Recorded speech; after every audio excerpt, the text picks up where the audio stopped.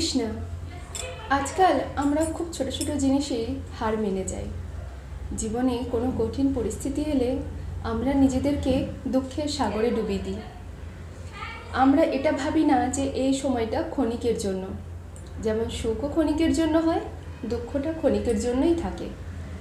কিন্তু ভগবান শ্রীকৃষ্ণকে দেখেছ, তার জীবনে তো কত দুঃখ ছিল, কত কঠিন পরিস্থিতি এসেছিল। জন্ম মাত্রই মায়ের কাছ থেকে চলে যেতে হয়েছিল।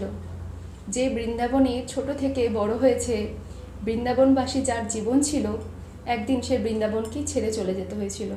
কিন্তু তা সত্ত্বেও তার মুখ থেকে কোনো দিন হাসিকে তিনি চলে যেতে দেননি।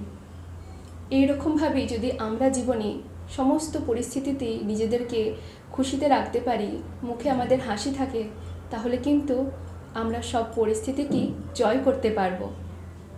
হরে কৃষ্ণা, রাধে রাধে।